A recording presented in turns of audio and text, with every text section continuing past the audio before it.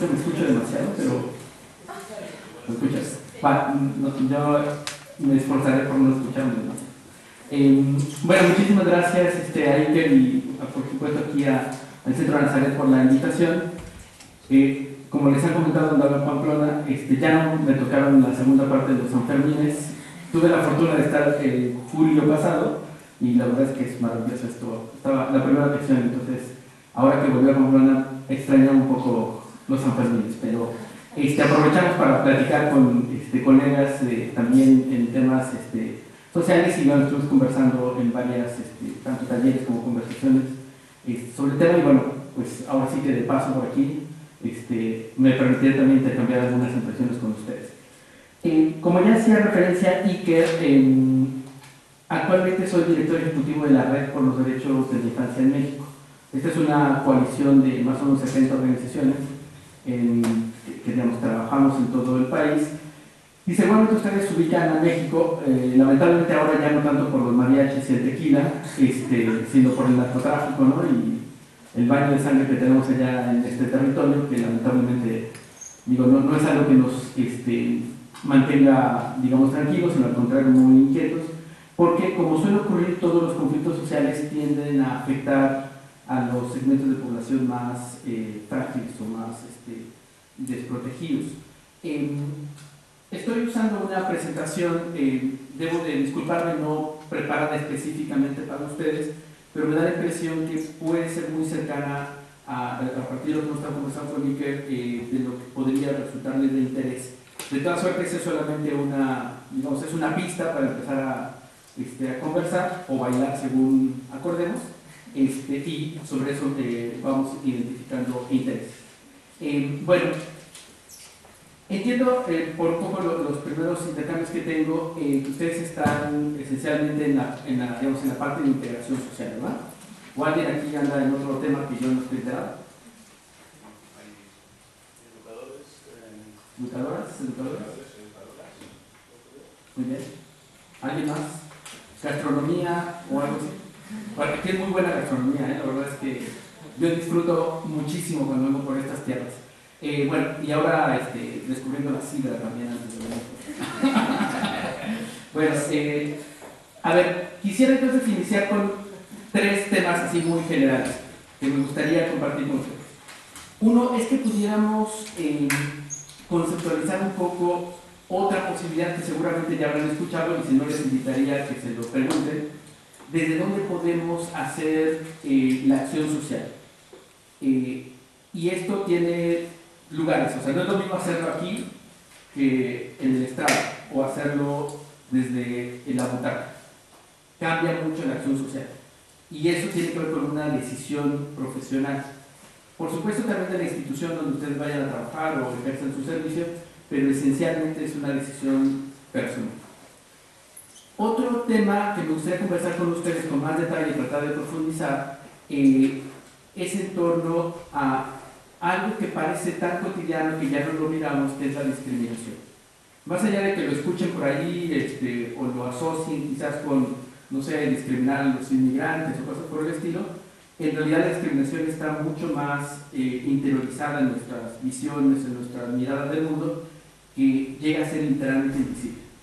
Y aunque nosotros decimos no discriminamos, o incluso reconocemos que nos discriminen, por ejemplo, aquí, yo estoy refiriendo por lo que se usa en las estadísticas, que según que cada nación, pues igual estoy contando de una manera, otra se cree que a las mujeres se paga menos por el mismo trabajo. Por ejemplo, que será una expresión marcada de discriminación por género. Vamos a hablar un poco más de ello. Agradezco y empecemos un poco este diálogo así. Y hay un tercer elemento. ¿Te tocará puntos más o algo así? Bueno, vamos a jugar a que tienen más puntos, pero estos van a ser virtuales, ¿vale?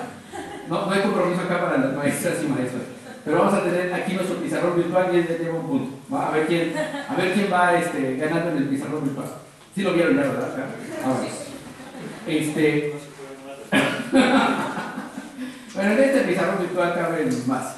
El tercer tema que me gustaría compartir con ustedes es cómo a partir del reconocimiento desde dónde nos paramos en la acción social, reconocemos la discriminación, cuál sería el rol de las personas que son discriminadas. y que bueno, ya de alguna forma esto que le estoy planteando va colocado en el título de esta presentación y tiene que ver con ciudadanía. La ciudadanía tiende, y solamente como para dar un poco preámbulo, la ciudadanía tiende a ser solamente un concepto, o sea, así como de todos somos ciudadanos, somos ciudadanas, el momento ícono y el éxtasis de la ciudadanía es ir a votar. Pero no es solamente eso. Incluso diría que esa es la parte más pobre de la ciudadanía. Y no quiero con esto desestimar el próximo domingo la jornada electoral que tienen. Lo que quiero decir es que eso no basta para pensar en la ciudadanía.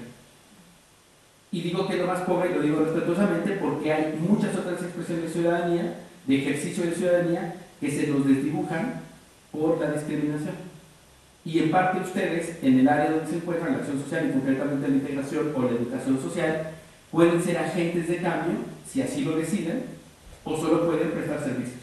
Esa será una decisión personal y éticamente, digamos, definida por ustedes. Bueno, yo voy a estar saltando entre el estrado y por acá, creo que no funciona, porque no adaptamos nosotros aquí el tema. Bueno, quizás primero comentar que tenemos, miren nada más esta. Bueno, vamos a tener ejercicios tecnológicos como estos. Ustedes ya aprenderán, además de la acción social, a poner una presentación y a cuidar que no se les caiga. No sé si le tenemos que mover algo por acá para que se vea. Bueno, yo sigo hablando en lo que encontramos aquí apoyo. Y bueno, vamos a salir bastante con show en la grabación porque creo que están grabando. Bueno, yo sigo. A ver, tenemos desafíos estructurales. Cuando estamos nosotros pensando digamos, en una lógica, quisiera como entrar más en este apartado, hay dos formas muy gruesas, si lo podemos definir así, de posicionarnos en la acción social. Una es en torno a las necesidades de las personas y otro en torno a los derechos. Y espero lograr explicar un poco en esta visión. Si yo les planteo a ustedes, piensen en educación, vamos a hacer una lluvia de ideas, qué palabras, qué adjetivos, qué imágenes desaparecen. Educación. Fracaso. Ajá. ¿Qué más? Derecho. Ajá. ¿Qué más? Educación, a ver, ustedes están en este ámbito. ¿Verdad? Aprendizaje, ¿qué más por acá? Público. Él lleva ya muchos puntos en el va ganando, ¿eh? Por acá de este lado no lleva ninguno, ¿eh? Su pizarrón está vacío. Proceso, ajá. Acompañamiento. Muy bien, ya le va ganando por acá. Experiencia, ¿sí? Por acá se están saliendo las palabras ya. Carencia. Bien, nos quedamos un poco con estas ideas. A ver, digamos, cuando ya salen de nuestra boca y están aquí, ya son de todos, ¿no? Ya es pensamiento colectivo. Va.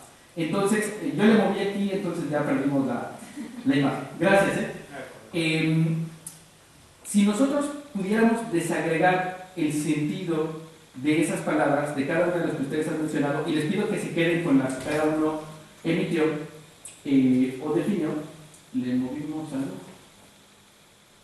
A ver, ya está. Bien. Esto tendría que ver, regresando nuevamente al sentido semántico, si nosotros estamos pensando en derechos o en necesidades. Si nosotros conceptualizamos, cuando estamos pensando en derechos humanos en concreto, tiene que ver con un cuerpo normativo, leyes, instituciones, que están obligando al Estado, o el Estado se obliga a sí mismo, según sea el caso, a garantizar. Por ejemplo, el próximo domingo tienen elecciones. ¿Quién aquí va a votar? ¿Tiene derecho al voto? Derecho todos. ¿Quién va a ejercer ese derecho? Vale. O sea, ¿sí se están dando cuenta? Es decir, está la base, que sería el derecho, podemos ejercerlo o no. Pero ¿qué sucedería si ahora mismo yo, mexicano, que vengo más o menos como a 7.000 kilómetros de distancia, no me sé la cantidad exacta, pero por ahí 7.000, les digo que creen que los que tienen calcetines rojos no votan? ¿Por qué estaríamos? Estamos haciendo una diferencia porque traen calcetines rojos. Quien puede traer a Mickey Mouse o cualquier otra variante, ese es su gusto. pero no hay un argumento válido para decirte que el trae calcetines rojos no puede votar. Entonces tenemos el derecho, la posibilidad de ejercerlo o la imposibilidad de hacerlo. Aquí, por ejemplo, creo que para ejercer el voto, a mí mismo mi hermano que ha estudiado Derecho, dijo que tienes que estar, o sea, si no estás bajo un techo, que no puedes votar. Por ejemplo. Y entonces eso es muy interesante lo que plantea nuestro colega aquí. ¿Qué significa? Que esas personas quedan fuera de la posibilidad de decidir quién va a ejercer después tareas para a su vez decidir sobre todos. ¿Sí me explico? Ese es un gran problema que tenemos actualmente, que está ya colapsando, digamos, la democracia parlamentaria que tenemos. Porque muchas personas, retomando el ejemplo de nuestro colega, están quedando sin votar. ¿Quién más está quedando sin votar? Por comenzar a identificar más personas. Inmigrantes, que también se ven afectados por lo que se decide aquí. ¿Quién más? Los menores de edad. Y a lo mejor a los chicos más pequeñitos dicen, bueno, me interesa, pero podemos pensar, a lo mejor no es tanto de su preocupación, pero a un adolescente ya le preocupa, ¿no? Porque lo que pueden decidir, por ejemplo, está prohibido reunirse en los parques después de las 10 de la noche, digo, estoy diciendo una barbaridad, que bueno, esas barbaridades luego se hacen, ¿no? Eso sí puede afectar a los adolescentes, pero no tienen derecho a votar. Y entonces ya estamos encontrando que hay algunos que quedan fuera de la posibilidad de ejercer ese derecho. Y por supuesto estamos hablando aquí de una generalidad, cada caso habrá particularidades. Bueno, estamos entonces en esto, aquí si me permiten un poco... Sí. O sea, a lo largo de la historia, por ejemplo, el sufragio universal, las mujeres no han podido, o sea, que no han podido votar, ha pasado por bastantes años. Hasta hace muy poquito, digamos, no sé aquí hace cuánto, digamos, en el Estado español en su conjunto, cuánto, pero no tendrán ni 60 años, ¿no? ¿Cuánto? 36, 30 años. Aquí eso es de la época de la República, entre 33 y 36 se consiguió que en el Estado español votasen las mujeres. Claro, pero fíjense, es realmente muy poquito tiempo. Durante la historia no es nada. Nada. Y que aquí, bueno, vamos un poco a complementar. Si nosotros vemos los grandes avances que han tenido la lucha de las mujeres, son súper importantes en muy poquito tiempo, retomando el planteamiento que hace nuestro colega, en términos de, literalmente pensando en la línea de una línea de tiempo, es un pestañear, ¿no? Lo que se ha logrado. El detalle es que los varones de repente dijimos, ¿qué pasó? O sea, pasó un tren a alta velocidad y entonces ahora ya las cosas cambiaron. Así es que varones, por favor, aquí presentes tienen que cambiar rapidito, porque si no, vamos a quedar muy atrás, ¿no? Ni siquiera vamos a alcanzar el último vagón del tren. Así es que ojalá y nos apuremos. Bueno, a ver, entonces regresando, es decir, hay muchos elementos por los cuales se ha discriminado y se ha colocado a unos fuera del ámbito de decisión. Estamos hablando aquí de ciudadanía, vamos a ir un poco redondeando. Cuando yo estoy pensando en derechos humanos, o sea, como para contextualizar algunos temas, y de manera muy arbitraria, porque puede ser más complejo, yo estoy ubicando 4 elementos que tendríamos que tratar de preguntarnos desde la acción social. Es decir, ¿qué Estado tenemos? Es decir, ¿contamos con Estado o no contamos? Y piensen ustedes en su realidad, pero también jueguen tantito y piensen en otros lugares del mundo, donde puede ser que no existe Estado. ¿Se recuerdan Haití? Y ese gran terremoto. No es que no lo supiera el mundo, pero el desastre volvió a colocar en primer lugar que no había Estado. Por mencionar, es decir, y podemos encontrar en el mundo muchísimos temas. Lo otro tiene que ver con nuestra percepción y vivencia en torno a la democracia. Es decir, a esto que estamos ubicando, ¿somos parte, somos considerados o no? Por ejemplo, en todo este problema económico que está viviendo Europa completa, ¿ustedes se sienten consultados? No. Creo que son excluidos. Y excluidos. Yo creo que el gran problema que tiene esta sociedad es que las potencias financieras y las economías mandan más que la voz de la gente. Efectivamente. No, y además está completamente sustentada con los estudios y los, digamos, a nivel intelectual ahora se plantea que en realidad ya no hay estados, sino hay un metaestado y hay administradores nacionales. Esto suena muy violento, pero es muy real. Digo, tendemos siempre a personalizar, entonces la pobre mujer alemana, esta Merkel, es la mala de la película, pero en realidad no son personas. O sea, tiene que ver con algo mucho más complicado. Les recomiendo muchísimo, retomando esta tesis que está planteando su colega, ¿han visto este documental que se llama La Corporación? Sería muy bueno que la miren. Está en internet gratuita, no solo se la pueden bajar, también la pueden mirar en línea. La Corporación, así se llama. Y es un documental de cómo durante un siglo más o menos las empresas, las grandes corporaciones, han generado condiciones para realmente construir lo que ahora ya se define como un metaestado. O sea, es decir, no es Barack Obama y si gana Barack Obama o el republicano. Es mucho más que eso, es más complejo que eso. Bueno, regresamos un poco acá. Y tiene que ver con esto que estamos hablando en términos de justicia e igualdad. Que esto no es una situación sencilla, por eso preguntaba de manera intencionada si ustedes se sienten parte de lo que está sucediendo en términos de toda Europa. Y no, están siendo excluidos. Por eso hacía referencia hace un rato de que el modelo que tenemos de democracia parlamentaria está ya en un punto, si no de colapso, sí de serio cuestionamiento. Y no quiere decir que entonces tiremos a la basura y hagamos borrón y cuenta nueva. No, es como eso lo llevamos a más, que en general ha sido la historia de la humanidad y la sociedad. Esto está claramente asociado con un tema que nosotros tendríamos que tener muy presente. Aquí en Europa ya se habla mucho, y seguramente ustedes lo han escuchado, de exclusión. Pero no sé si notan, y les invito a que lo revisen en sus textos, en sus distintas conversaciones, que tendemos a hablar de exclusión, pero no hablamos de la acumulación. Acumulación. Y es una trampa, porque es decir, ¿cómo es que alguien está fuera sin preguntarnos quién lo sacó?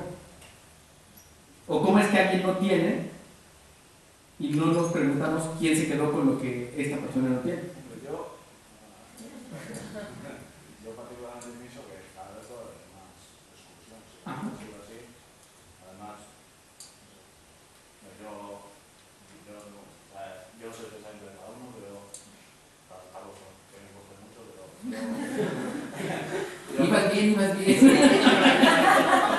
Vale, eso no lo escuchamos, ¿eh? Yo con los ejemplos del PP no pienso que la exclusión vaya a menos. En todo caso, al contrario. Exactamente probable. Y las estadísticas lo muestran. Bien, a ver, regresemos un poco a este punto. ¿Cómo es que, y yo les invito a que de verdad lo traten de revisar y se queden con ello de forma permanente, hasta dónde solamente nos quedamos en la noción de exclusión y no reconocemos la acumulación? Es altamente probable que no les toque a ustedes cambiar las condiciones para que esa acumulación se dé de otra manera, pero el que nosotros lo visualicemos nos ayuda para comenzar a cambiar. Hay un principio en psicología, y seguramente lo habrán escuchado en algún espacio, que nosotros no podemos ver aquello que no está conceptualizado. ¿No lo han escuchado? Aquello que no tenemos conceptualizado. Hay un ejemplo que les podría ayudarles. Esto se llama percepción psicológica. ¿Recuerdan esta imagen de una anciana que a su vez la pueden ver como una joven? Eso es percepción psicológica. ¿A alguien de aquí le pasó que no logró ver rápidamente las dos, o sea, cambiar a las dos miradas? Y teníamos que tener ayuda para que alguien nos dijera, mira, el cuello, la estona, el sombrero. Y entonces, ya que nos lo ayudaron a conceptualizar, lo podemos cambiar de forma indistinta. Eso es percepción psicológica. Bueno, eso aplica en nuestro cerebro siempre, y nosotros no podemos ver aquello que no hemos conceptualizado. Por eso es cuando hablamos solo de exclusión y no identificamos la acumulación. Por favor, ¿tienes comentario? Ya, es que como vi que haces la mano, dije, nos va a aportar un comentario. Bueno, nos esperamos para el siguiente. A ver, entonces, no sé si lo voy a explicarme aquí. Si solo nos quedamos en exclusión y no identificamos o conceptualizamos la acumulación, no vamos a poder encontrar las alternativas estructurales para el cambio. Y esto nos va a llevar entonces, sin duda, bueno, voy a solamente rápido porque ustedes miren esto en relación al cuadro que les acabo de comentar.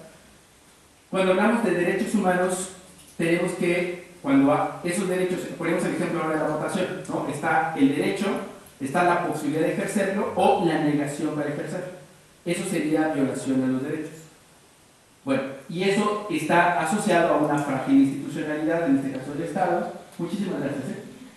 a que nuestro régimen no necesariamente sea muy democrático, aunque lo anuncien en todos los canales y medios, a que tengamos una percepción de injusticia o una sensación de inequidad o de desigualdad. En América Latina, lamentablemente, ya no ganamos medallas de oro, ustedes ya lo saben, pero ahora estamos ganando otros lugares deshonrosos. Por ejemplo, en el caso de México, primer lugar de obesidad a nivel mundial, en obesidad infantil. Y eso es una cosa de desastre nacional, porque ya ahora mismo lo empezamos a vivir, pero en los próximos 20 años el sistema de salud no va a tener capacidad para atender las enfermedades crónicas degenerativas que ocurren a partir de la obesidad infantil, por mencionar un tema. Bueno, saben todo este asunto de crimen organizado y demás, que ahí competimos con Colombia, pero competimos con Brasil en inequidad. Y es a ver como quién genera más dinero a nivel macroeconómico, pero a ver quién lo distribuye de manera más inequitativa. Y Brasil nos va ganando ahorita, pero México parece que no tarda en alcanzarnos, ¿no? Y tiene que ver con esta percepción. Entonces, si nosotros decimos, somos un país rico, ¿tienes un comentario? Ah, muy bien. Si nosotros estamos pensando en que vamos creciendo como economía, vamos aprendiendo más como países, pero al interior nos damos cuenta que hay segmentos de población que quedan fuera, esos segmentos de población que quedan fuera viven en una condición de inequidad, de injusticia, no les parece democrático el sistema, encuentran fragilidad en las instituciones. Y obviamente alguien que puede no estar siendo excluido totalmente, dice, no, yo no lo veo, pero es porque no lo tiene conceptualizado. En el ámbito de las ciencias sociales y más un poco de la filosofía, pues seguramente también lo habrán escuchado, se plantea que nosotros no podemos tener un conocimiento total, siempre necesitamos de nosotros. Imagínense que tenemos aquí una esfera gigante. Cada uno desde el lugar donde se encuentra sentado o sentada ve una parte de esa esfera, pero hay un gran porcentaje de esa esfera que no alcanzan a mirar. Y si quieren saber qué hay desde este lado que yo vivo, me lo tienen que preguntar. Si yo quiero saber qué están mirando de aquel lado, les tengo que preguntar. Así es el conocimiento humano. No sabemos todo, afortunadamente. Tenemos que preguntar a nosotros. Cuando regreso a este tema de inequidad, significa que hay en ocasiones quienes solamente deciden la construcción del mundo, la verdad sobre este mundo, en función de un pequeño fragmento de realidad, y no de todo. El colega ponía el ejemplo de las personas sin techo que no van a votar. Y estamos perdiendo ahí un segmento de información importante. Sí, además a mí me parece mal porque el tema de las hipotecas es un tema muy poco entendido. Está creciendo de manera dramática.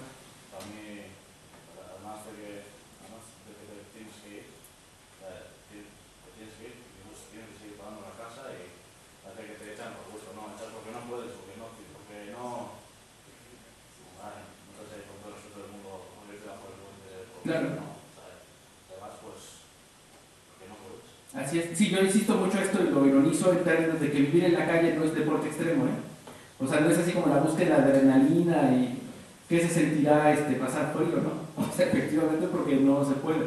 Y tiene que ver con esto. Entonces, entendamos, quiero compartirles este mensaje aquí, es que quienes viven exclusión, cuando nosotros llegamos, integradores sociales, educadores sociales, con el discurso de mira, es que estás en el estado de bienestar y esto es mejor que África, dicen, sí, puede ser mejor que en África, pero a mí me están llevando al puente, me están llevando a tal, o sea, y entonces tenemos que ser muy cuidadosos de no pensar que nuestro fragmento de realidad es lo que define la experiencia vivencial del otro. Tenemos que preguntar y tenemos que partir de la experiencia vivencial del otro, complementarla por supuesto con nuestra realidad, pero hay que ser muy cuidadosos en ello, porque la generalidad es que tendemos nosotros a medir el mundo desde nuestro pedacito, desde nuestro cuadrito, y sobre eso valoramos todo lo demás, sin darnos cuenta que en realidad estamos no solamente perdiendo la gran oportunidad de conocimiento, sino también imponiendo una visión del mundo, y en muchas ocasiones violentando derechos, sobre todo cuando tenemos un rol en la función pública. Y es algo que hay que ser como cuidadosos.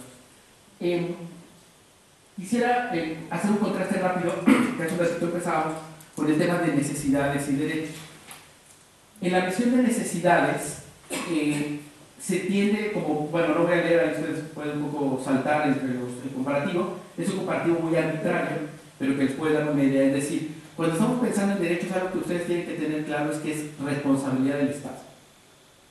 O sea, el Estado como tal existe para tratar de normar y regular la vida social.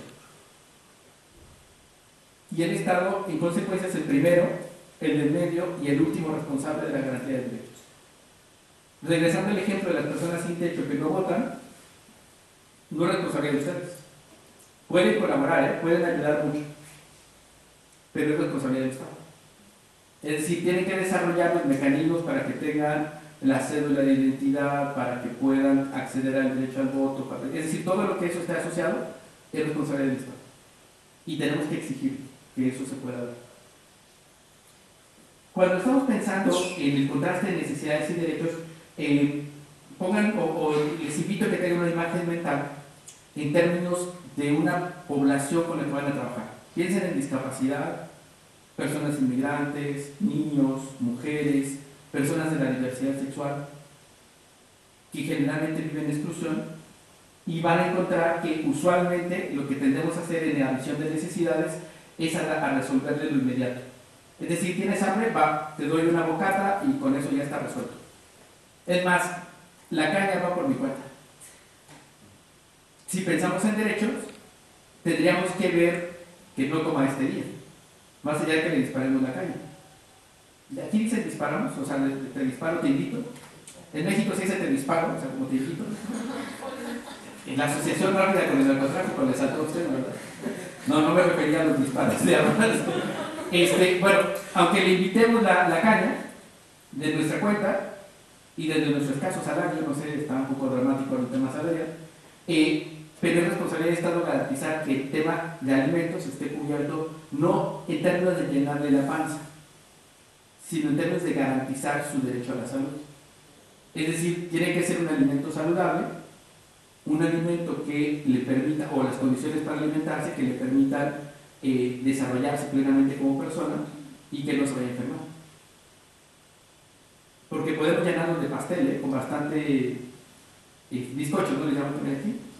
Con bastante merengue, y seguramente lo disfrutará, pero es posible que después tenga un coma diabético. Entonces tenemos que diferenciar entre necesidades y derechos. Otra cosa que se hace desde el esquema de necesidades es que vamos como a los efectos y no a las causas. Vamos mucho a jerarquizar y piensen en un desastre, el que sea. Y entonces dice, bueno, pues primero que coma y luego que estudie. O primero le salvamos la vida, no importa que lo tengamos que encerrar. Y en el enfoque de derechos no puedes hacerlo. Los derechos son integrales, no se pueden renunciar. Y tienen que ser en una condición de igualdad. Entonces, vean el último apartado, en términos de que la perspectiva de necesidades, la solución de necesidades es cortoplacista, esa lo de ahorita, en este momento.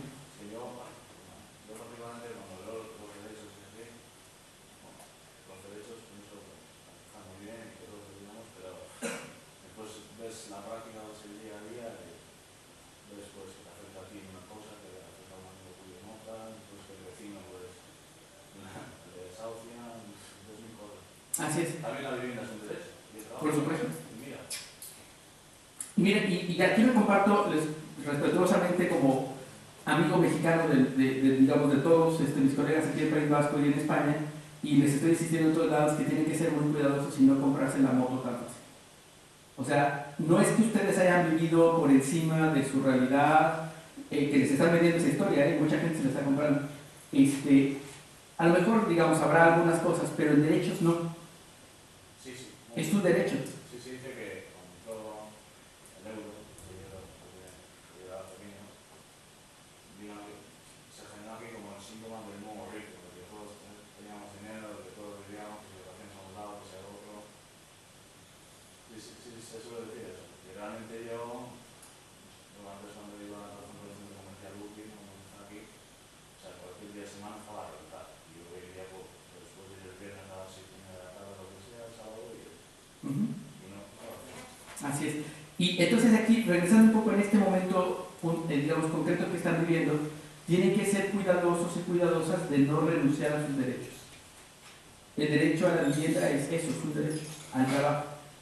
Y si lo tienen, no es porque fue alguien bondadoso, no fue el euro, la Unión Europea, aunque les dé premios Nobel ahora, o sea, era un derecho que tenían, que digamos, se tenía que dar y se generaron las condiciones para que eso ocurriera. Pero no sé, yo particularmente pienso que el premio Nobel, o sea, o Obama, que a mí me parece un gran político, y espero que gane, pues si no...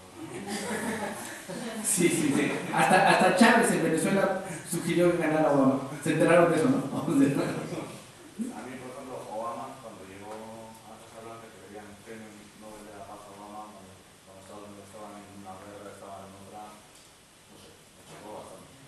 Sí, no, creo que perdió prestigio el Nobel. Ya venía perdiendo, pero hay toda una polémica en torno al Nobel a Europa, pero bueno, me decía ayer un colega, y eso me convenció, que la Unión Europea como concepto, digamos, de asociación política ha logrado que al menos en los últimos 40 años no exista un conflicto bélico, lo cual ya, digo, yo ya me convencí que va también, entonces tiene sentido. El no con Obama, sigo dudando profundamente del Nobel Obama, ¿no?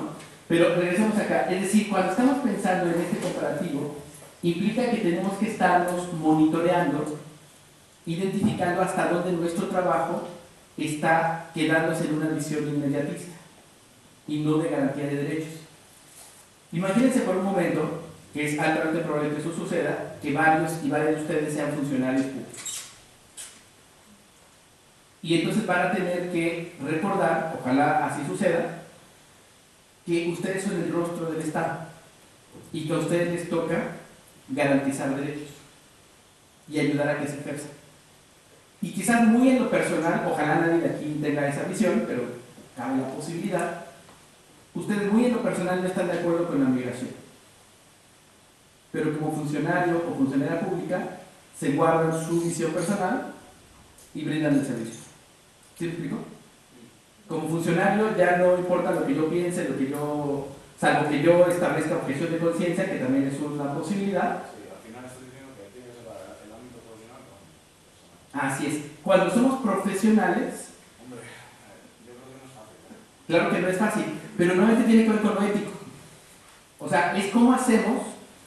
Piensen, lo voy a hay un salto completamente distinto. En un tema de carácter religioso. Espero no ser como exagerado, pero durante mucho tiempo en algunos cultos religiosos se pensaba que los, digamos, ministros de culto, los sacerdotes o dependiendo la religión tienen el nombre, eran casi como representaciones encarnadas de los dioses, o de Dios en concreto. Y comenzaron a parecer que estaban haciendo cosas que no había Dios, quienes crean en Dios o en las distintas expresiones de él. Y eso al mundo, a la gente, a los feligreses, les devolvió rápidamente en la cara que era un ser humano que hablaba en nombre de Dios, pero que no era representante de Dios en la tierra. Y que estaba haciendo cosas bárbaras. Y Europa, lamentablemente, se ha hecho famosa por muchos sacerdotes y ministros de cultos religiosos pederastas. Vean todos los temas que traen en Italia, aquí en Irlanda, bueno, también aquí el Estado español en su conjunto no se exime de estos asuntos. Y hago el ejemplo extremo porque creo que nosotros, incluso como ciudadanos comunes y corrientes, o simples mortales, tenemos que entender que un funcionario público tiene una tarea profesional y debemos de exigir que la cumpla. Eso no exime que tenga una mirada del mundo, su pedacito del mundo que acabamos de hablar. Pero nosotros como ciudadanos tenemos que exigir que el trato sea de Estado. Y si, no lo conozco con detalle, pero si aquí el País Vasco es laico, el servicio tiene que ser laico. No por el servicio me tienen que dar el folleto para el punto donde va el funcionario y la funcionaria pública. Entonces me explico. Por más convencido y por más luz que haya encontrado en ese culto religioso, no puede hacer como funcionario público, porque estamos hablando en el ámbito de derechos. Alguien que lo hace desde una visión de necesidades generalmente lo asocia. Te doy la comida, pero también te doy la Biblia. Y eso obviamente es una violación a derechos, en todos los sentidos. Quisiera entrar y compartirles un concepto que podría ayudarles en su práctica social. Antes brevemente contarles o compartir con ustedes que la discriminación, como ya hacíamos referencia al inicio, es una forma de negar derechos, por motivos, por condición social, es decir, económica, por creencias religiosas, por orientación sexual o preferencia, por color de la piel.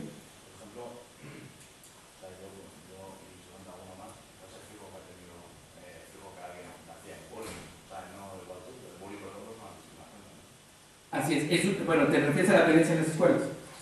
Violencia, no sé, pues hacer de cosas. Correcto, sí.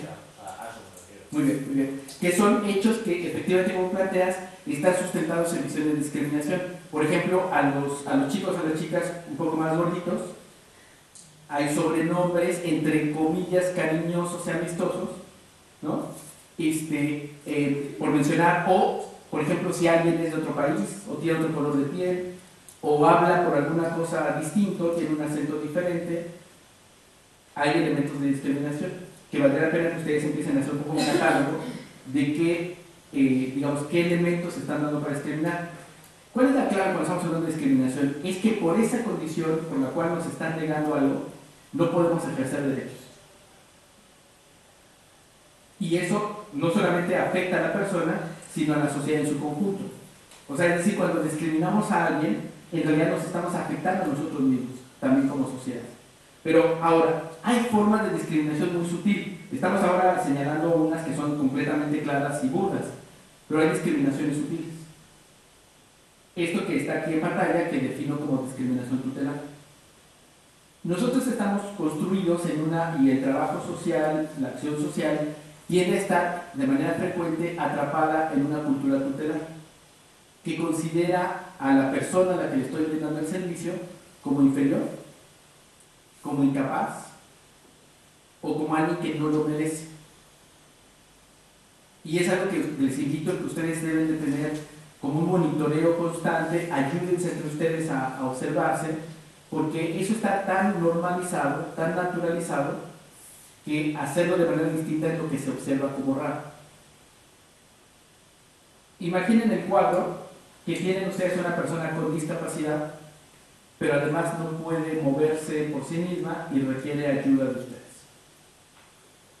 Y resulta que ustedes tienen urgencia, ya son las 6 de la tarde y a las 6:15 quedé de verme en tal lugar con la prospecta que va a ser mi novia o mi novia. Ella todavía no lo sabe, pero yo sí.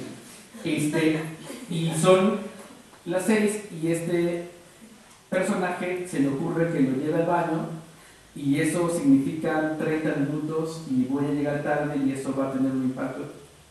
Eso le va a pasar mucho. ¿Qué haría? ¿Por ahí dijeron? Quedarme. ¿Qué haría? Hay una alternativa, existe el teléfono, avisar, vas a llegar tarde, ¿no? Así es, comunicarse. Es decir, caben varias posibilidades, es decir, que cree que mi horario termina a las 6, lo siento, llame a servicios sociales y le mandarán a alguien, ¿no? Lo habrá, quien haga esas cosas. Hay posibilidades de llamar por teléfono y decir, oye, mira, tú eres mi prospecta, no lo sabías, pero te anticipo para que me esperes, ¿no? Porque, y yo creo que hasta le saldría mejor. O sea, ya ganaron ahí un poco crédito. Pero habrá quien no lo haga. Esto cruza por un elemento de carácter ético. Y estamos hablando de derechos. Porque estamos hablando, en este caso tan concreto y tan, si quieren, trivial, de el derecho a la salud de esta persona. El no poder ir al baño, no poder asearse o lo que sea, tiene que ver con su, no solamente dignidad humana, sino con su bienestar de salud. Porque cuando estamos hablando de una persona con discapacidad, no es lo mismo de nosotros de, hoy tengo flojera y no me baño, a que tengo que hacer el triple o 4 veces esfuerzo para poder asearme, para poder sentirme cómodo, digamos, con mi cuerpo. Y regresando nuevamente a que, si hipotéticamente en este caso ustedes son funcionarios públicos, están violentando derechos. Por eso es tan importante monitorearse. Pero a ver, voy a entrar a algunos otros ejemplos. Cuando hablamos de discriminación tutelar, ¿les consideramos inferiores? ¿Incapaces de decidir? nos sentimos nosotros con el derecho de decidir qué cosas pueden ejercer o no. Y vamos a poner un abanico de personas excluidas sobre las cuales se ejerce discriminación tutelar aparentemente bien intencionada. En la presentación al inicio hablaba de niños en cuidados alternativos, chicos en pisos, por ejemplo. Piensen en ancianos, personas con discapacidad, personas con drogodependencias. Y en todas estas, por mencionarles algunas, habrá más seguramente, quienes estamos en la posibilidad de garantizar el ejercicio de derechos, llegamos a decidir sobre ellos. ¿Qué derechos ejercer? Por ejemplo, era una de las primeras clases con mi este año y también comunidad. Yo vivo en el primero, pero o sea, hay 4 pisos en la comunidad y había un piso de jóvenes pues inmigrantes, ¿no? Y dije, joder, me decía, han estado, o sea, en mi comunidad hubo un piso para jóvenes inmigrantes, o sea, y no me hicieron nada. Y me dijo, ¿por qué tienen que haber? O sea, que ella tenía el concepto como asimilado. Así es. Es como la distancia que, o sea, y nada, y te hablaban y después, cuando coges confianza, bien. O sea, que es la primera impresión. Que es un poco lo que hablamos hace un rato de cómo la discriminación está naturalizada. La vemos así, o sea, nos han metido la historia de o víctimas o victimarios y nos la compramos. Y en consecuencia, negamos derechos. Pero no es discriminación, es que a mí lo que pasa un poco. Pues a mí me han robado, Sí, un poco por acá plantear, es decir, por supuesto que pasan cosas. A ver, les voy a poner un ejemplo, otra vez un poco trivial. Piensen en alguien con uso problemático de alcohol. Les llaman aquí borrachos también, ¿no? Borrachos. Vale. Y ustedes pueden tener ya una explicación sobre los borrachos y las borrachas. Pero esa imagen que tenemos de ellos no necesariamente nos explica la vida de cada uno. No me refiero, no quiero exculpar, digamos, en términos de sus motivos o demás. O alcohólicos, como le queramos decir. Borracho es más despectivo, ¿no? Alcohólico es más como que a poco que haya que borracho es un momento. Es un estado. Yo ya no sé con nada. O sea, ya estoy aquí.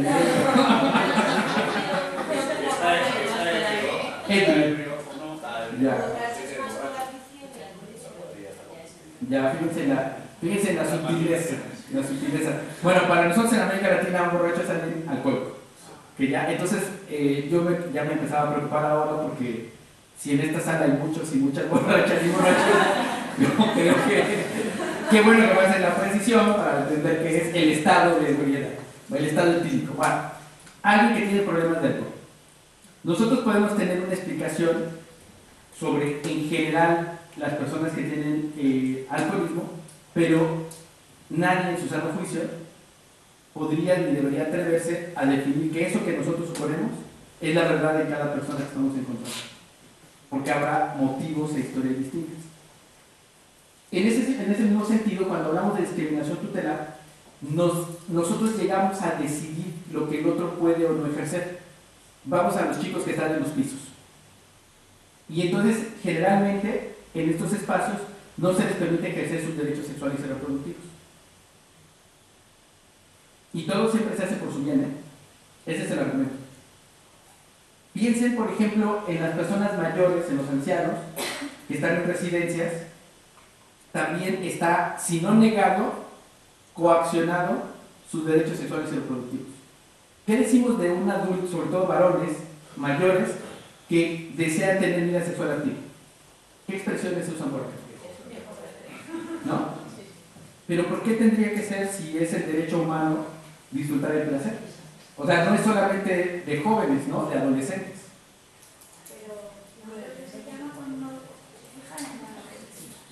Por ejemplo, y ahí hay que, digamos, puede marcar una diferencia entre el deseo y la acción, que es un delito, y eso hay que marcarlo, pero el deseo como tal de poder y querer ejercer su sexualidad es un derecho, como lo pueden tener todas y todos ustedes. Así es. Pero a eso no se les llama a los que tienen su vida sexual.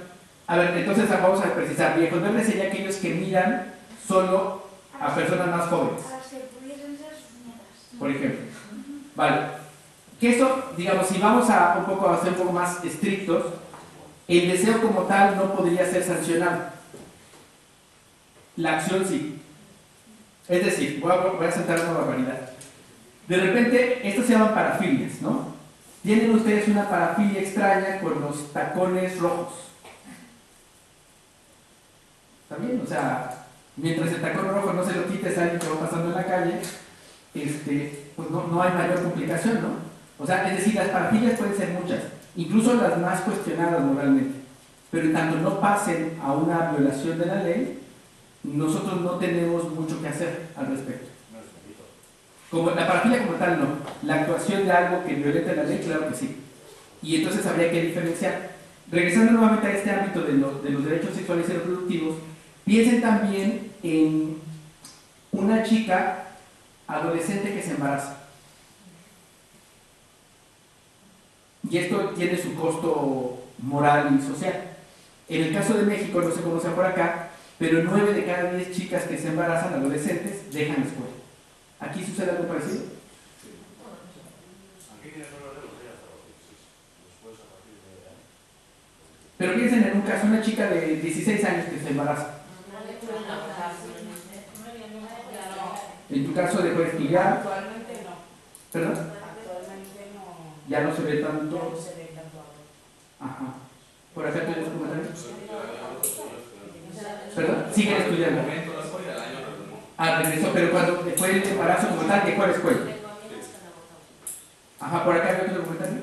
No, que yo los casos que conozco cercanos de adolescentes es que han abortado, o sea, no se ven los embarazos porque han abortado y normalmente incluso igual no han llegado a trascender que han abortado, Pero sucede.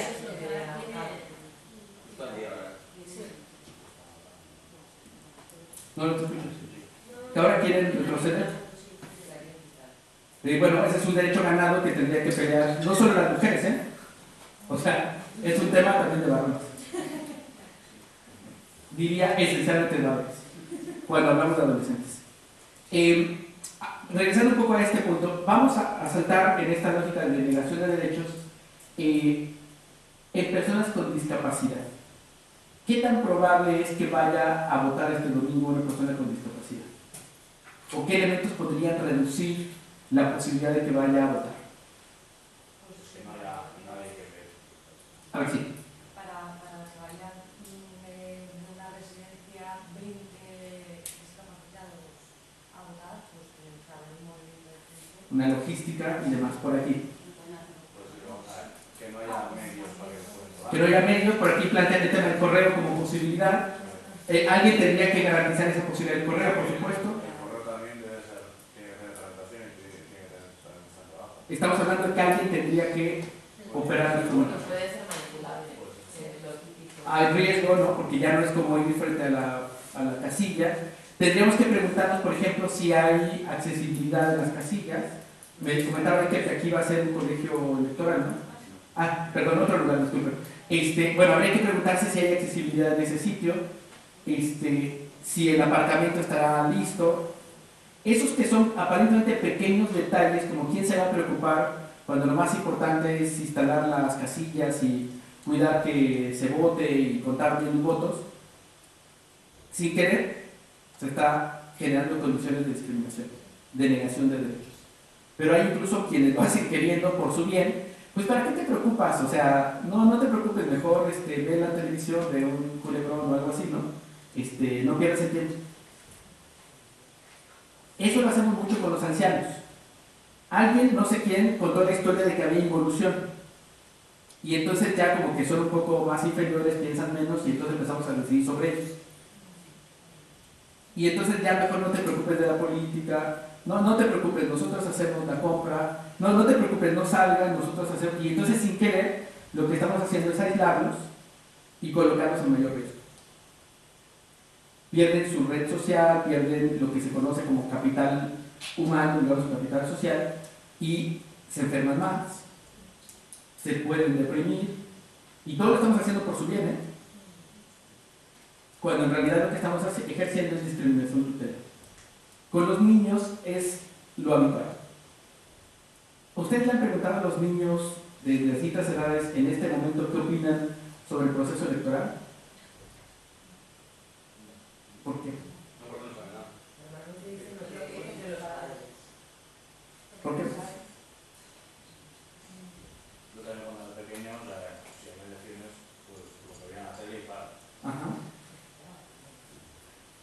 ¿Qué sucedería si yo les digo que eso viola sus derechos? Teóricamente, como no pueden votar, O sea, que no están informados de lo que pasa, viola sus derechos. ¿Sí?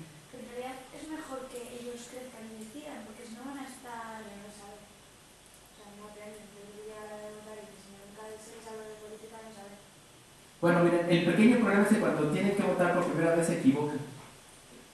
¿No les ha pasado eso?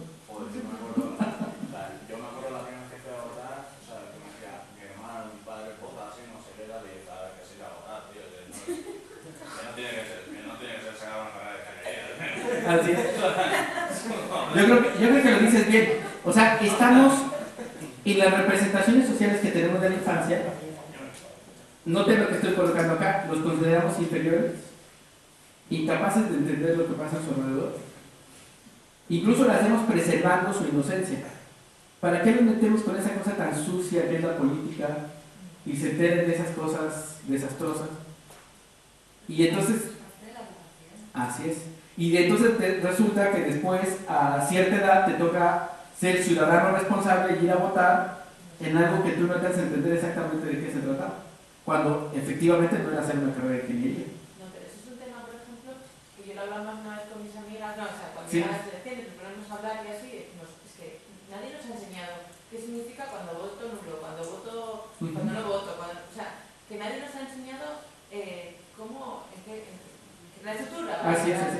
sin ya meternos en que nos influyan con una ideología u otra, es que no nos han explicado en qué consiste el sistema. Así es. Y voy más allá. Interesa que no sepamos. ¿sabes? Por ejemplo, y que tendría, ¿por qué les enseñamos a los niños historia?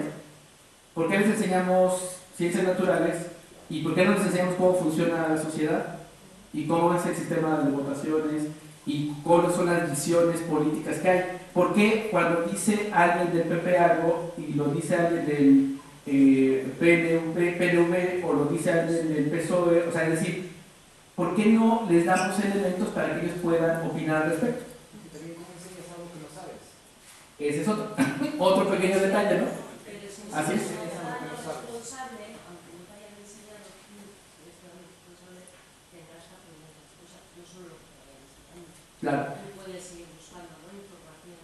Ya, pero no debería ser así, que tú eso que es un derecho primordial tengas que buscarlo. Pero si yo lo he estudiado, por ejemplo, o sea, igual... Bueno, igual eso eres más joven, pero a mí no me han enseñado. Es que tiene que ver con esto que estamos hablando de derecho. Es decir, recuerden, ¿quién es el garante de los derechos? El Estado. ¿Quién es el primero, el del medio y el último responsable? El Estado. Quiero decir que además no es que has estudiado poco, has estudiado mucho, es que, o sea, tenemos estudios universitarios que, y no nos van a enseñar ningún. Así es. Voy a saltar una cosa completamente distinta, pero es tanto como ser padres o ser madres. En realidad no hay como formas o espacios para aprenderlo. Lo sabemos mucho por tradición oral, porque repetimos lo que nuestros papás nos enseñaron, los pautas de crianza, y lo mismo sucede, y regreso al tema provocador de la política con niños. En el fondo es que no reconocemos a los niños como capaces de comprender la complejidad de la política. Pero, si me lo permiten, regresen ustedes tantito a su adolescencia, un poquito más atrás, hacia los 10 años o menos, y pregúntense si ustedes no entendían lo que pasaba en su casa. ¿Sabían lo que estaba sucediendo? ¿Pero sobre qué? El entorno, la dinámica familiar. O sea, podían leer cuando sus papás estaban contentos o enojados, podían saber cuando iban bien o mal en el trabajo, podían saber si había problemas con la hipoteca. Eso es política. Eso, por ejemplo, pues se ve enseguida. La manera de hablar, Así es. la expresión de la cara, la expresión. Y eso que estamos hablando es política. Política familiar. Es decir, en la medida en que nosotros involucramos a los niños y a las niñas en el ejercicio de sus derechos, los vamos reconociendo como sujetos políticos. Eso se llama ciudadanía, aunque no tengan cédula de identidad ni puedan votar. Pero vamos generando una manera distinta de construir el mundo y la sociedad. Porque esta discriminación tutelar que niega a los niños, en particular los derechos políticos, no solamente está afectando a la sociedad en su conjunto, sino a este segmento de población lo deja fuera de una realidad que de todas formas se está mirando. Hagan recuento ustedes a qué edad comenzaron a enterarse de este barullo de pleitos y de dimes y diretes entre los políticos. Pero una cosa, si el niño le enseña política, ya va a tener muchos más motivos para discriminar. ¿Por qué lo crees? Por ejemplo, como ¿qué se expresaría? Yo creo que los niños siempre tienden a discriminar, porque eso pasó toda la vida. Y si encima ya les enseñas política, va a haber muchísimas más diferencias entre ellos. O sea, ¿te refieres como que yo prefiero el azul y tú eres verde y entonces ya no te hablo o algo así? Sí, pasa mucho eso de niños. Pero también puede ser más crítico también. Frente a esto que planteas como posibilidad, que sin duda estará, porque me imagino aquí están los equipos de fútbol y alguien que esté aquí que le vaya al Barça, me imagino que debe ser un poco apropiado, ¿no? O sea, no sé cómo se ve, pero... A mí realmente Barcelona me gusta mucho. Pero la publicidad que hizo no me gusta. Vamos a recomendarles ahí. A ver, regresando al tema, es decir, ¿cómo hacemos que no coloquemos en un hecho metodológico o administrativo la garantía del derecho? Regresemos a los discapacitados. Es decir, ¿cómo hacemos que la accesibilidad de espacios, el si le ayudamos a que sea correo postal o no, eso no sea el problema, sino garanticemos el derecho? Porque si por el tema de, bueno, es que no, nos va a salir muy caro construir las rampas para que puedan entrar, o bueno, qué flojera, ¿quién va a organizar una logística para llevar a 20 viejitos a votar, ¿no? O sea, ese tipo de cosas pueden reducir la garantía de derechos por un tema administrativo. Es más fácil que vayan a los centros. Por ejemplo, es decir, ¿cómo hacemos que lo administrativo no sea el problema, sino la garantía del derecho el tema central? Regresemos con los niños. O sea, ¿por qué no deberían de enterarse de política si metodológicamente podemos generar las condiciones para que puedan comprender? Infografías, cómics o caricaturas, o como le llaman aquí, cómics, o sea, es decir, ¿ustedes han visto versiones amigables de algunos documentos? ¿Han escuchado ese concepto de versiones amigables? Que se hacen para niños, por ejemplo, en muchos países se hacen versiones amigables de la Convención sobre los Derechos del Niño.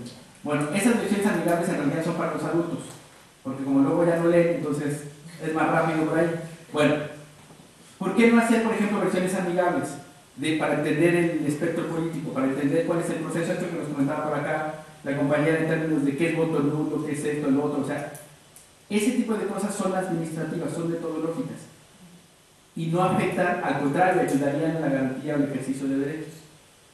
Entonces, voy tratando un poco de cerrar este apartado para evitarles a que piensen, porque las expresiones que ustedes hicieron ahora, cuando planteaba yo la posibilidad de que los niños conocieran política, en realidad están reflejando las representaciones sociales típicas de la infancia, de considerarlos como inocentes, incapaces, propiedad de sus papás. Pero es que son inocentes. No necesariamente. Es decir, a ver, lo que quiero plantear es que no es monolítico. Pero a mí, por ejemplo, la mentalidad de los 14 años a los 18 me ha cambiado un montón. Claro.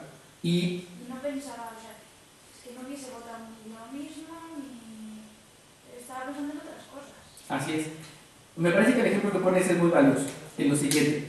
No vamos a decir, o desde el punto de vista, yo no diría que de 14 a 18 años te volviste perversa. Tuviste más experiencia. Sí. Y tienes entonces más criterios para decir, lo que hice a los 14 quizás ya no lo hago a los 18. Eso es experiencia. No es que te vuelvas más malo. No sé si me explico. No, al revés, me he vuelto mejor. Fíjate. ¿No? O sea, y más buscadas seguramente. A ver, entonces, ¿por qué no pensar en que los niños puedan tener muchos más elementos para vivir experiencia? Y eso no los hace perder la inocencia. Porque la inocencia es una noción ideal. Completamente, digamos así como tipo, lo digo de manera respetuosa, tipo princesas, el príncipe azul y cosas por el estilo que no existen. Digo, el novio se puede vestir de azul, pero no va a ser príncipe azul. ¿No? ¿O sí? Algo así. Ahora se dan el cabello. A ver, entonces, cuando pensamos en estas nociones de la infancia como pura felicidad y juego, tampoco es real. ¿Ustedes lloraron de niños y de niñas? ¿Sufrieron? Pero hay que meter a los niños en una burbuja. Pero alguien dijo que no sufrió. ¿No sufrieron? Es que el sufrimiento es humano. No podríamos saber que somos felices si no hemos sufrido. Digo, no quiero decir con esto que sufran mucho para ser muy felices, sino, o sea, me refiero que hay algo que te permite contrastar. Por eso es que la noción de inocencia o felicidad absoluta o juego absoluto no es real. Es como una película de Hollywood. Pero eso es como cuando estás triste, o sea, sabes que estás triste, pues porque no te reír. Así es. Y niños y niñas en general lo saben y lo tienen incorporado. El pequeño problema es que no lo incorporamos como experiencia porque se considera como una especie de etapa feliz. Y eso nos lleva a otras cosas. Para no perderme, voy cerrando esta apartado. Piensen ahora en un niño que vive en la calle. ¿Perdió la inocencia? ¿Por qué? Ha madurado más rápido. ¿Por qué creías que perdió la inocencia? Porque hay experiencias, ¿no? que yo creo que todos nos tienen que pasar, y si has madurado tan rápido, has perdido la experiencia también. O bajo la edad también, ¿no? Hay experiencias que vieron a edad y Eso experiencias es. otras, ¿no? Igual hay experiencias que no van a jugar a la edad después, ¿no? Así es. Hay segmentos de información, pero lo que yo les invito a que tengan presente es que sigue siendo niño. Aunque tenga experiencias más dolorosas, más adelantadas, pero sigue siendo niño. Aunque viva en la calle. Y seguirá jugando, seguirá riendo, incluso frente a toda la adversidad, lo reelaborará. Hay personalidades, ustedes conocen este concepto, resilientes, que lo reelaboran y pasan como si nada. Digo, no es tan real, así de que como si nada, pero lo pueden reelaborar como experiencia. Entonces, lo que les trato de compartirles es que en la tarea de la acción social, lo que más daño les va a hacer a ustedes es comprarse paquetes de información completos. Es decir, los alcohólicos son irresponsables, tienen poco control de impulsos, tuvieron algo en su primera infancia y entonces tienen oralidad no resuelta. ¿Sí me explico? Si ustedes se compran esos paquetes de información que ya vienen en los libros, van a tener una experiencia de integradores o tutores sociales bastante aburrida. Incluso añorando haber estudiado ingeniería. ¿No? No se compran los paquetes de información. Los paquetes de información solo para entender un poco, es decir, son como estos muros, ¿no? Son referentes. Pero cada persona, cada sujeto tiene su propia historia. Y los derechos humanos aquí no son muy útiles. Porque si nosotros decimos, a ver, tengo este muro acá, y tengo esta secuencia de muros que serían casos concretos, mi garantía mi tarea como garante de derechos al ser funcionario público o ser un ciudadano o una ciudadana que ejerce un trabajo profesional es cómo ayudo a que esta persona concreta, a lo mejor yo no la voy a considerar que está aquí dentro del paquete de información, sino que está de este lado o está más cerquita del otro o se mueve más de este lado. No sé si me explico. O sea, cada uno es completamente distinto. Si lo planteamos de manera física, así física en términos de masa, nadie puede ocupar el espacio de otro. ¿Por qué entonces nos compramos paquetes de información y a todos los metemos en el mismo costal? Esa es una gran trampa que tienen que cuidar. Y regresando al enfoque de derechos y particularmente a cuidar la discriminación tutelar, valdría la pena que ustedes, digamos, valoren y piensen hasta dónde su idea, digamos, de preservar como el bienestar del otro, sin querer, está negando el ejercicio de derechos. Voy a cerrar porque creo que ya,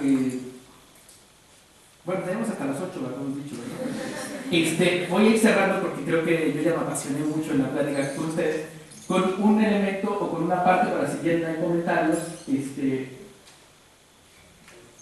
No, dejamos de las si quieres así. Para el último apartado que me gustaría invitarles a pensar es en torno a la ciudadanía. Ya estuvimos hablando un poco de ello y tratando de poner muchos ejemplos de cómo podría ser. Sin embargo, la ciudadanía no es un tema que de facto logremos siquiera reconocer en nosotros. Se tiene que construir.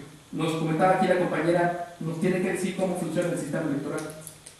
Y alguien más dirá, también me tiene que explicar cómo funciona esto de por qué las comunidades autonómicas. O alguien más me tiene que explicar qué es esto de el Estado español y el Estado, no sé, europeo en su conjunto. Es decir, o los ayuntamientos. ¿Por qué si yo tengo una necesidad me mandan de oficina a oficina? O sea, ese tipo de cosas tienen que ver con tu entorno inmediato para el ejercicio de derechos, y eso es construcción de ciudadanía. Porque si no, la percepción es eso, o sea, me pasan de oficina a oficina, pero los funcionarios y funcionarias están haciendo, entre comillas, su trabajo, y entonces dicen, pueden hacerlo de manera descortés, esperemos que no, aquí no toca, ve a la siguiente ventanilla. Y el otro dirá, aquí tampoco me toca, ve a la próxima. Y entonces eso hace la experiencia vivencial de cualquier ciudadano o ciudadana muy desagradable. Y además, que por eficaz, aunque duro fundamente. Ah, le podemos poner esa lecita de ese libro, ¿no? Entonces, a ver, para ir cerrando, la construcción de ciudadanía es una tarea permanente, constante, pero además, como he tratado de compartir con ustedes, idealmente tendría que iniciar desde la infancia. Y la ciudadanía no solamente, como decía hace un rato, es ir a votar. O sea, implica esencialmente decidir sobre tu vida, sobre tu entorno. Si hay condiciones políticas del Estado, de los gobiernos, de la administración, digamos, de todos estos actores que están implicados en la garantía de derechos, que me impiden ejercer mi derecho, también me están impidiendo reconocer o no me están reconociendo como ciudadano. Y eso pasa especialmente con las poblaciones excluidas. Hicimos un listado y hablamos de los migrantes, de los niños, los discapacitados, los ancianos, las personas drogodependientes. Es altamente probable con quien trabajen ustedes. Y yo les invitaría, me gustaría que se queden con la idea que pueden ustedes hacer la diferencia en términos de ayudar a construir ciudadanía y ayudar a la garantía de derechos, pero sobre todo ayudar a que la persona decida sobre su vida. ¿Qué de eso se trata esto? O sea, la acción social es esto, no decidir por ellos, sino ayudar a que ellos decidan sobre su propia vida. Yo ahí dejaría un poco la intervención y más bien les parece si hacemos ronda de preguntas, comentarios, reclamos. Tenemos un libro de reclamaciones virtual también. No sé, ¿tienen interrogantes, dudas, comentarios? Yo puedo seguir hablando con ustedes, ahora sí que ustedes determinan. Lo voy a decir como lo diría. ¿Conocen un cantante mexicano que se llama Vicente Fernández? Sí. Bueno, que ya por cierto está retirado, ¿no? Porque ya es un nuevo mayor. Sí. Bueno, entonces dice Vicente Fernández que él canta hasta que deje de... Él deja de cantar hasta que deje de aplaudir. Y es en serio, ¿eh? Se dan las 4 de la mañana y el hombre sigue cantando. Entonces yo más o menos sigo hablando hasta que ustedes sigan preguntando. Bueno, a ver, entonces hasta aquí, si hacemos un corte o cierre según ustedes determinen, ¿qué se queda? ¿Qué inquietudes saltan? No me entendieron nada y solamente fueron muy corteses. Ajá, te escucho. ¿Tú propones que a los niños se les enseñe sobre política? Sí, expresamente.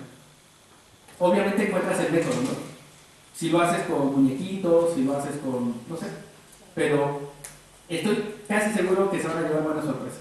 ¿Pero cómo puedes hacer leer a un niño más sobre política?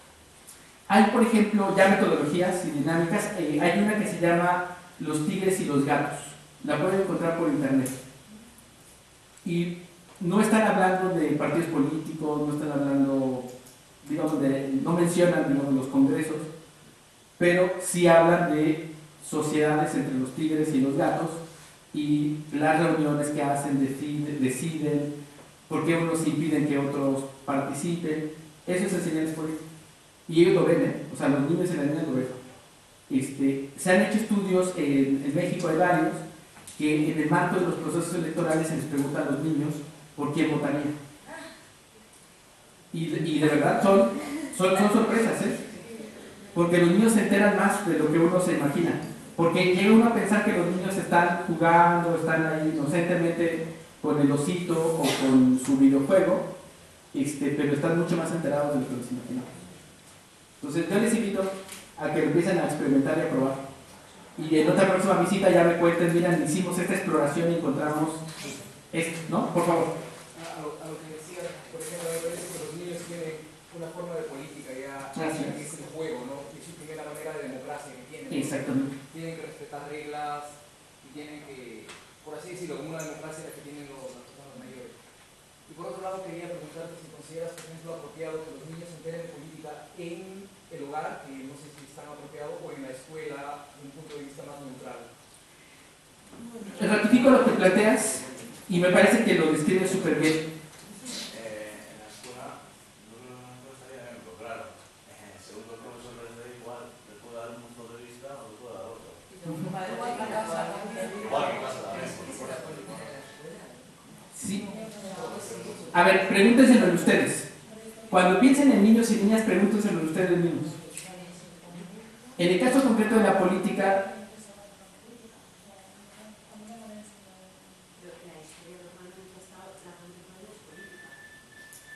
así es. A ver, yo les planteo que lo miren en ustedes. ¿Dónde ustedes aprendieron política?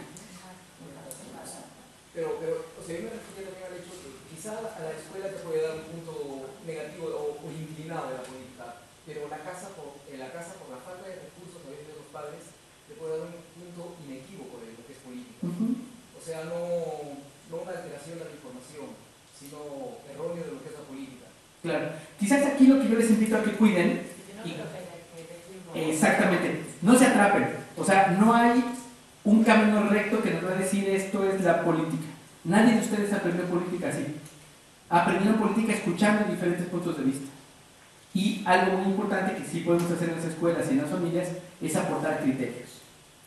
En teoría, cuanto más diverso sea, más motivos o más razones que tener para construir tu ideología. Así es. Y voy a los criterios nuevamente. Porque, es decir, ¿qué criterios tendríamos que sugerir, recomendar, formar en nuestra casa o en la escuela? El respeto a la diversidad. O sea, podemos pensar de manera distinta y tenemos que tener respeto por ello. Segundo, a los marcos legales. O sea, tú puedes querer en política todo lo que quieras, en el color que se te antoje, siempre y cuando no violentes el marco normativo, el marco de convivencia. Y algo muy importante que se tiene que pensar en el bien común.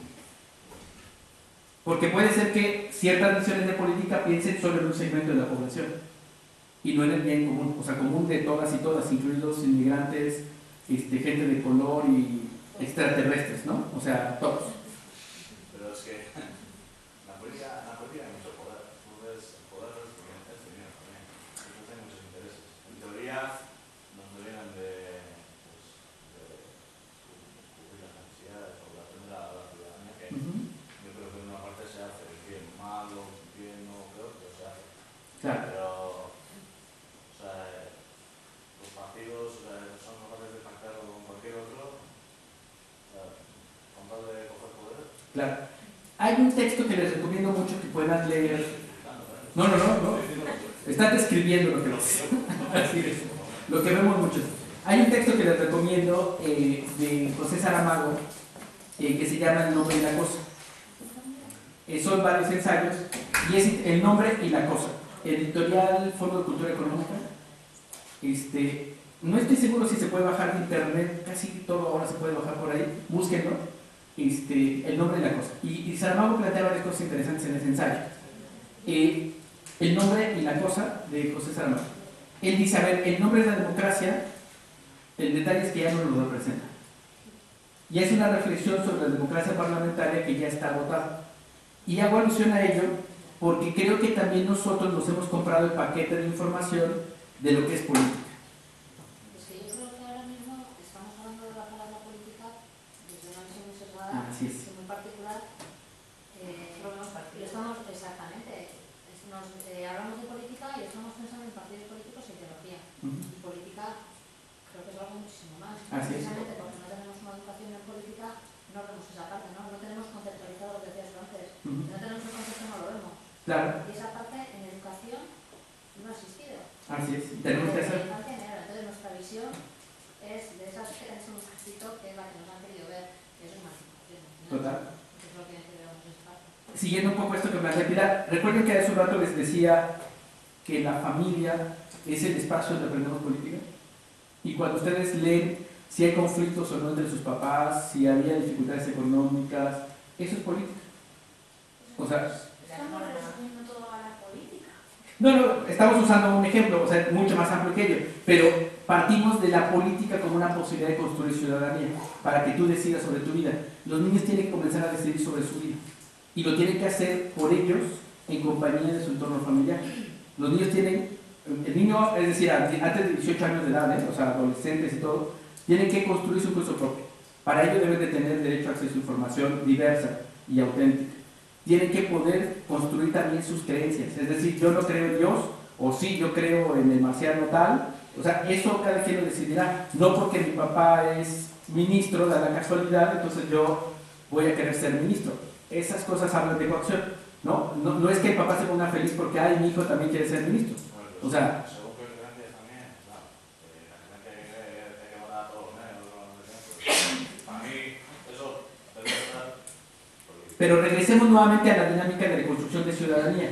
Si en mi familia me enseñan que los negros no valen y hay que eliminarlos, si yo tengo interacción con otros, en la escuela, en el barrio, voy a entender que esa es una visión particular de mi papá, que además parece poco informado, y bueno, pues también él la tendrá, pero yo me voy a construir otra visión a partir de la interacción con los demás. Eso es política. Lo decía el colega bastante bien, el juego es política. Claro, porque siempre tiene que juzgar de lo que uno vive, ¿no? Así es. La mejor forma de respetar las leyes es que los niños y las niñas jueguen. Porque tal y como lo comentaba nuestro colega, hay reglas, hay un orden, es decir, de acuerdo conforme vas ganando o perdiendo, pero algo muy importante del juego es que uno se divierte. Y cuando uno comienza a construir ciudadanía, va descubriendo que el mundo no se acaba en esta puerta. La abrimos y encontramos otra cosa más grande y seguimos. Eso es derechos. Y comienzo a decidir sobre mi vida. Y por eso es tan importante, en ese sentido, la invitación que hacía al inicio, desde donde ustedes posicionan su acción social. Porque si lo reducen a la necesidad, en cuanto llegues a la puerta, se acabó mi turno, se acabó tu relación conmigo y ahí nos vemos. Si lo hacen en el marco de derechos, en realidad le están invitando a que cruce la puerta. No sé si notan la diferencia. Sí, yo, por ejemplo, lo que llevo cuestionando un rato es, o sea, lo de los derechos humanos, de esa globalidad, de esa universalidad, de ese pasar la puerta, a veces no nos pasa de ver tantas puertas abiertas y de ver tanta globalidad, nos dan miedo y no sabemos tirar para adelante. Hablábamos que las necesidades están marcadas, ¿no? Entonces parece que llegas a un punto y ya está, se acabó mi tarea, se acabó mi papel.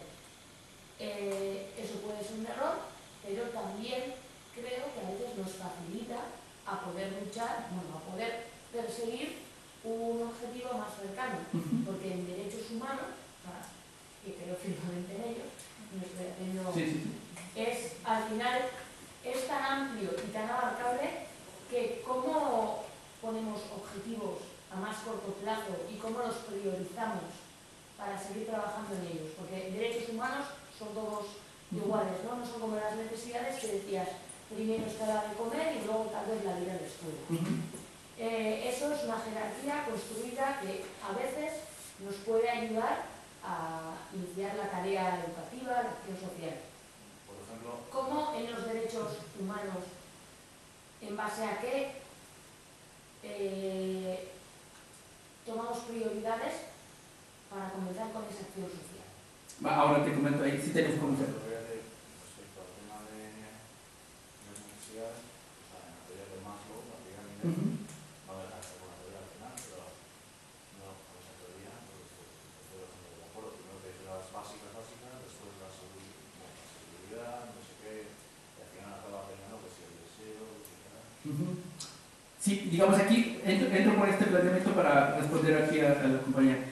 Hay que tener cuidado con la pirámide de Maslow, porque eso tiene que ver más en términos, de acuerdo al planteamiento que hace en su momento, y además ya es una teoría bastante vieja, en términos de lo que la gente va a ir buscando a partir de su desarrollo personal y social. Cuando estamos pensando en la garantía de derechos, esto no podría ser que primero la vestimenta y luego hasta el final lo cultural, porque ya llegas a otro nivel. Ahí tenemos que ser cuidadosos.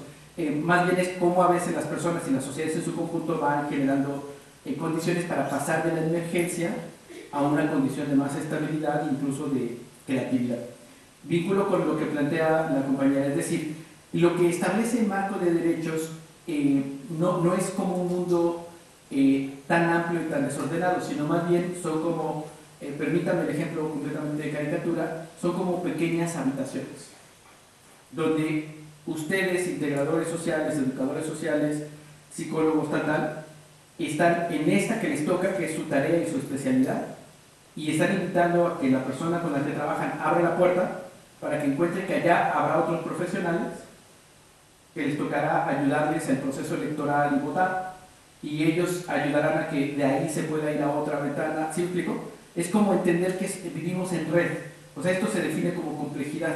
Lo complejo no es difícil, es una red. Y podemos llegar al mismo sitio por distintos caminos. Voy a hacer un poco el juego con ello, es decir, alguien que fue a votar con discapacidad y resulta que un profesional en ese ámbito observó que esa persona requería de ayuda profesional y lo pasa a esta otra habitación donde están los integradores sociales, educadores y demás. Y ustedes de aquí se dan cuenta que resueltos los temas puntuales que corresponden a su garantía de derechos, le toca ir a otro.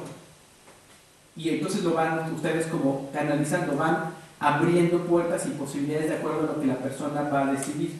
Porque aunque nosotros tengamos todo esto lleno y las puertas abiertas, decidirá el sujeto histórico dónde quiere estar. Alguien por aquí planteaba, puede decidir no moverse.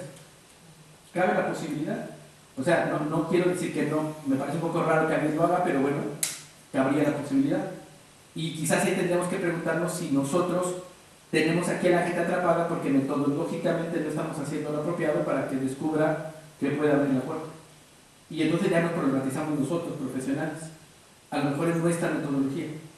Quizás no hemos sido claros en el concepto, pero ya lo problematizamos. Pero en general el sujeto es el que tiene que decidir y nosotros dar opciones alternativas. No sé si logré explicar un poco. O sea, es decir, los derechos humanos no se acaban, incluso son completamente dinámicos. No quiero meterles en complicaciones más, pero Naciones Unidas el año pasado ya consideró y se están haciendo acciones interesantes para que se pueda garantizar el derecho al acceso a Internet como un derecho humano. Y eso no es un lujo. O sea, piénsense tan solo ustedes hoy sin Internet. O sea, les trastoca su vida. No es algo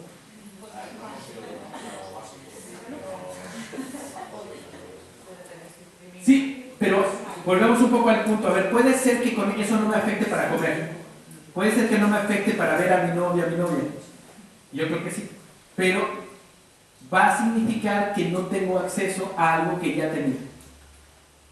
A nivel sociológico se define ahora como inforricos e infopobres. ¿Han oído ese concepto? Info, de información, inforrico o infopobre. Es decir, si yo ahora les digo, explíquenme el origen de la malaria y dónde fue el último brote que hay en este planeta, y quien lo consiga en 10 minutos ya lo ven al curso, ya tiene 10. Si alguien tiene aquí un teléfono, smartphone con internet, tiene mayor probabilidad de lograrlo que alguien que no lo tenga. Ese es inforrico e infopobre. Y si se dan cuenta cómo puede tener alguien ventaja con el acceso a internet o quedar en desventaja.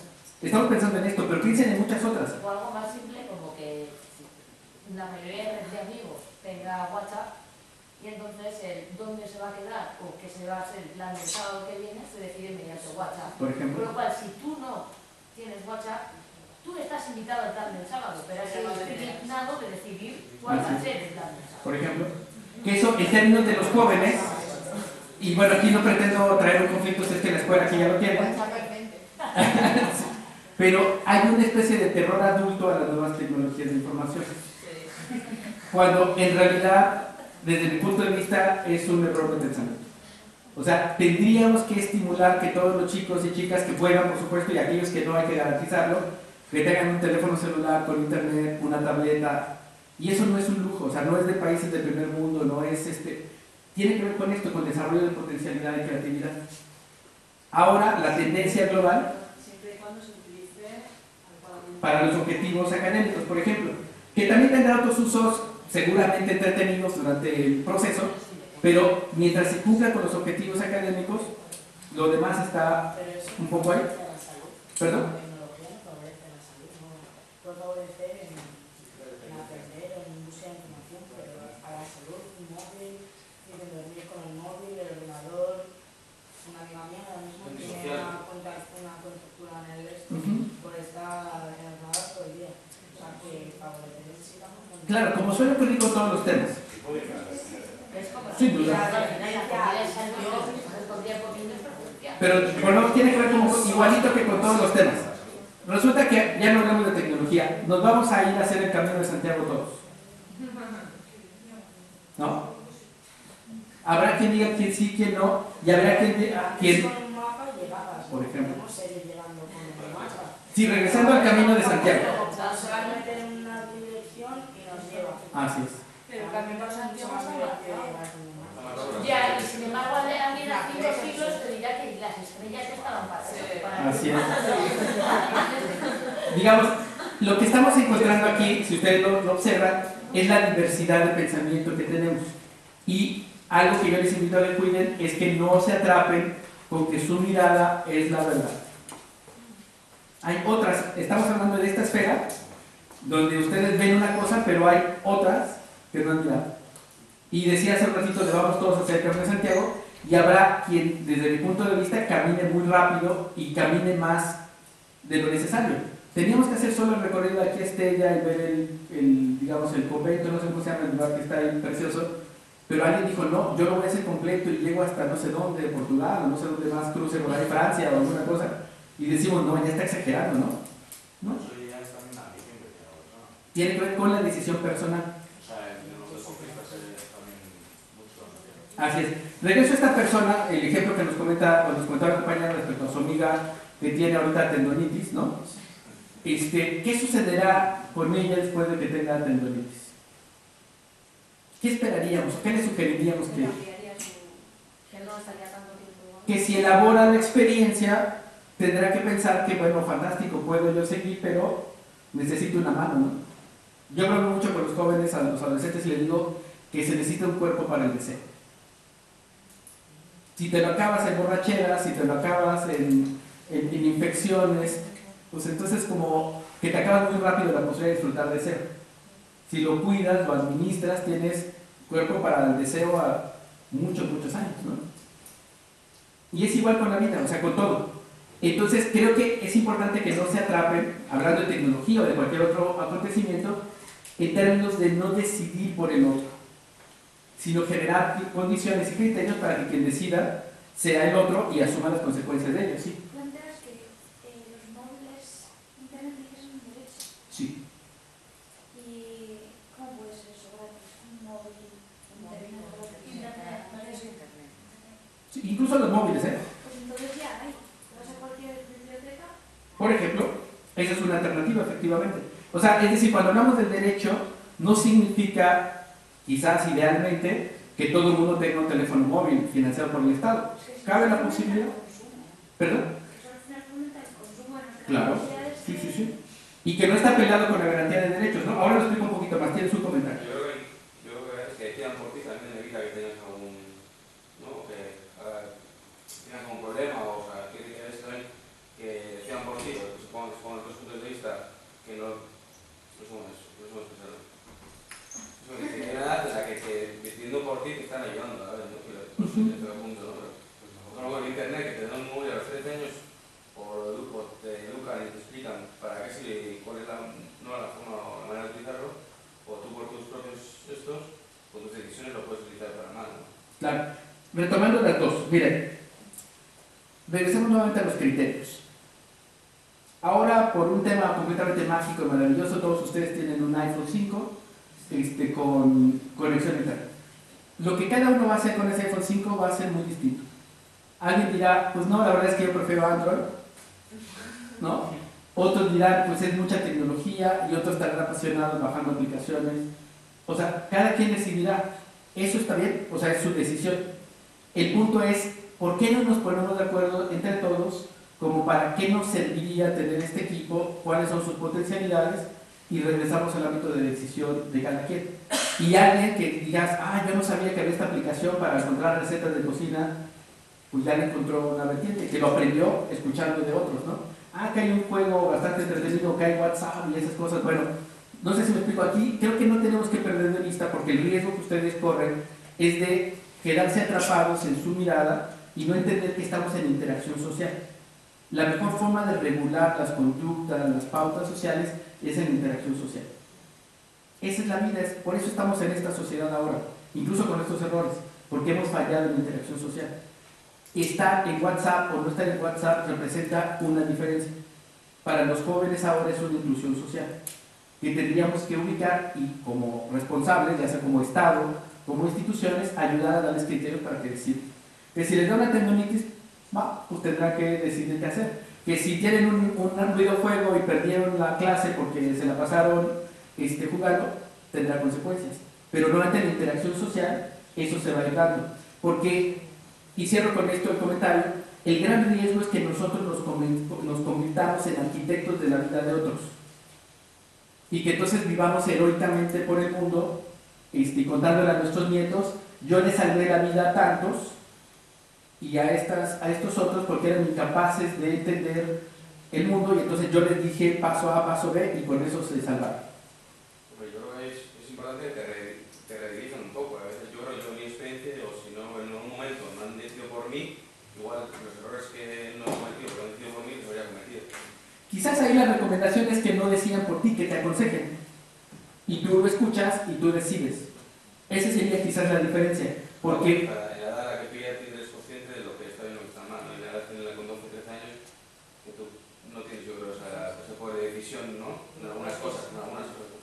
Pero no sé si es real que tú no decidas, otra cosa es que te pongan un límite, pero al final así es. los límites son necesarios que te los pongan, Claro. no la obligación de los padres. Pero al final la decisión siempre la vas a tomar tú, porque siempre nos va a poner límites. Sí, me parece que la presión que hace es importante y ser los marcos normativos. Por eso les insistía mucho con el juego. O sea, el juego te enseña como niño, como adolescente, a establecer límites. Es decir, perdón que me atrape con el tema de la tecnología, pero incluso los propios videojuegos, por poner ejemplos, tienen límites. O sea, de tiempo, de vidas, y eso tiene un sentido también en términos de tu entorno, de tu vida, de tu interacción. Y si además lo juegas con otros, mucho mejor. Lo peligroso es que los videojuegos sean un tema de encierro. Entre más sociales, más interacción, mucho más sano. Todo, cualquier cosa, el teléfono, el internet.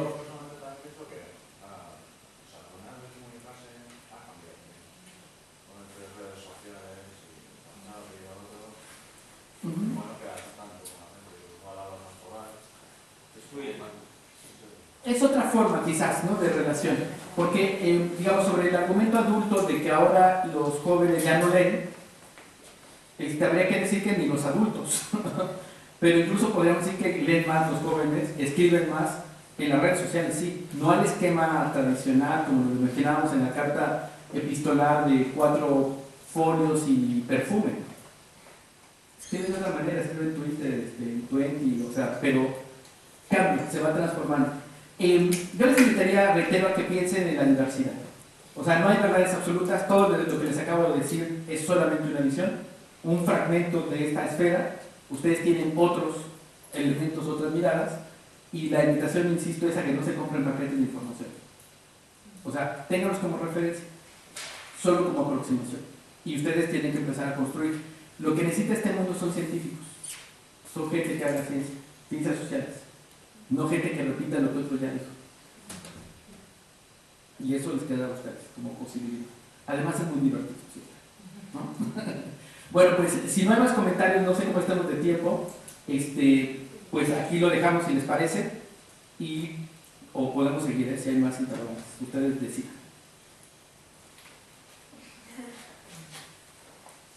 Bueno, pues entonces, si quieren anotar mi correo por alguna duda, comentario, libro, o propuesta irreverente que quieran saber o conocer o compartirme, si quieren anotar es dirección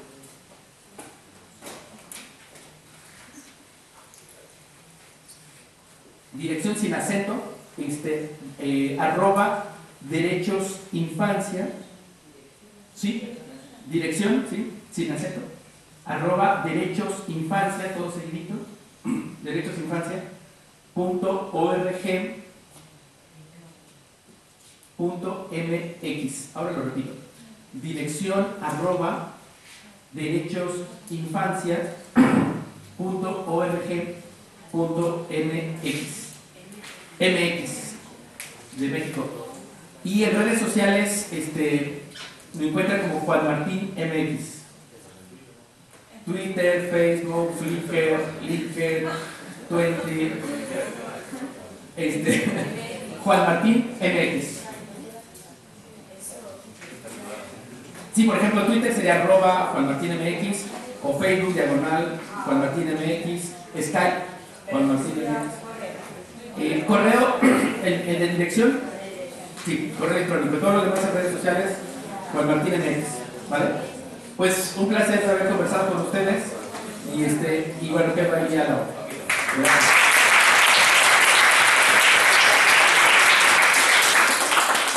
Por mi parte también, agradecerle a Juan Martín, que cada vez que viene pues yo sigo aprendiendo, agradezco la cercanía, como habéis visto, aparte de su currículum, sus titulaciones en los sitios que se mueve, es capaz de moverse, pues antes me contaba que se va a Washington pronto, nos han dado una oportunidad pues, para poder informar o defender pues, algunas cosas, y es capaz de estar aquí y sentirle tan cerca. Por mi parte, agradecerte y espero que